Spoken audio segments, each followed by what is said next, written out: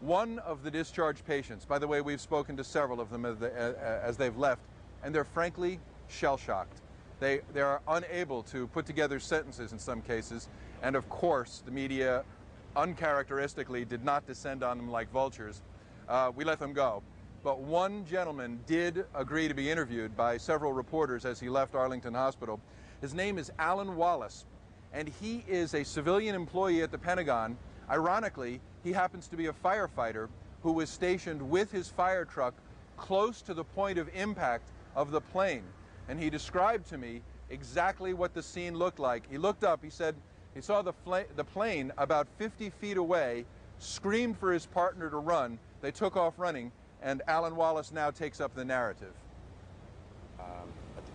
At the time when I said, you mean referring to when I saw the plane, when I first saw the plane? Right. I yelled to my partner, and we both started running. I ran directly north, and he ran out into the field a little bit.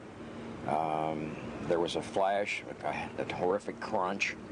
There was a fireball. When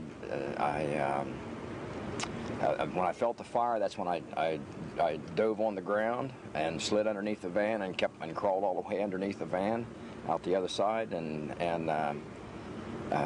shortly after that, I could see Mark was okay. There was debris falling down from everywhere, and at that point we began to try and take charge of what was going on and do what we could to help anybody else. Wallace told me that his fire truck was destroyed, so they essentially had to use their hands to help people from that point on. And the van he was talking about is just a van that was parked in the parking lot. He just spotted something to get under, and that, he believes, saved his life. Incredibly, Alan Wallace, the firefighter, worked for about 45 minutes before a sufficient number of other rescuers on the scene got to him and said, "You're too injured to work."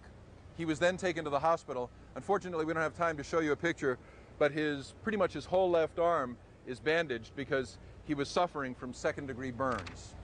That is one of many, many stories that's happening here and in New York today. This is just a tiny slice of the tragedy that's happening. Again, the numbers: 31 patients taken to Arlington Hospital. Other hospitals may be involved. I don't have those numbers. 8 of them in intensive care on critical condition. The worst injuries appear to be smoke inhalation injuries.